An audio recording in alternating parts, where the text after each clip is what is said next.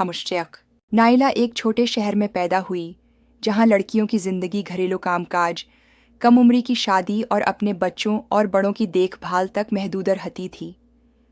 اگر وہ پڑھے لکھے ہوتے تو صرف اپنے بچوں کو پڑھا سکتے تھے اور تعلیم یا نوکری کے لیے سوچنا ان کی موت ہوتی۔ نائلہ کے خواب اس گھر سے بہت بڑے تھے جس میں اسے بھائیوں کے کپڑے دھونے، کھانا پکانے اور دیگر کاموں میں اپنی ماں کی مدد تھی۔ وہ تعلیم حاصل کرنا پسند کرتی تھی۔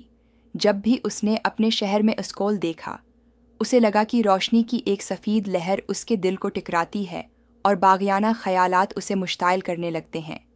وہ کہتی تھیں کہ کتابوں کی خوشبو میں لفظوں کی دنیا میں سکون ملتا ہے اور ایک دن انسان اپنے پیروں پر کھڑا ہو جاتا ہے۔ لیکن جب بھی وہ کوئی کتاب اٹھاتی ہے تو اسے سخت نظروں اور سخت الفاظ سے ملایا جاتا ہے۔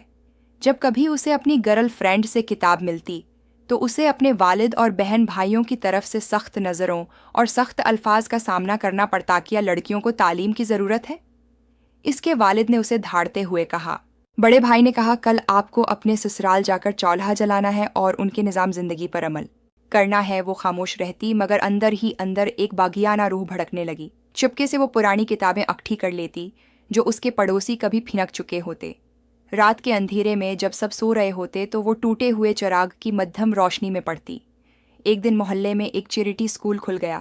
بغیر فیس کی خبر سن کر فرح کے دل میں روشنی پیدا اٹھی۔ اس نے اپنی ماں سے بہت التجا کی۔ آخر کار کافی اصرار کے بعد شرط لگائیں کہ اگر وہ گھر کا سارا کام مکمل کرنے کے بعد وقت نکال سکتی ہے تو وہ جا سکتی ہے۔ اب دن بھر وہ برتن دھوتی، کپڑے دھوتی اور اسکول بھاگتی۔ کتنے دن گزر گئے جب اس کے ہاتھ چھالے پڑ گئے اور اس کا جسم تھک گیا، لیکن اس کے چہرے پر عزم کی ایک واضح چمک تھی۔ راستہ آسان نہیں تھا۔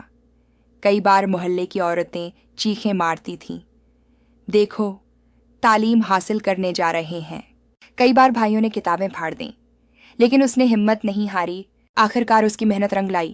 میٹرک میں اس نے ضلع میں ٹاپ کیا۔ ایک غیر سرکاری تنظیم نے اسے وظیفہ دیا اور فرق شہر کی یونیورسٹی میں داخل ہوئی۔ دنیا بڑی ہے لیکن اس کی ہمت اور بھی بڑی تھی۔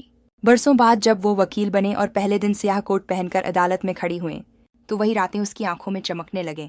چراغ کی مدھم روشنی، ہاتھوں پر چھالے اور دل میں خاموش چیخ۔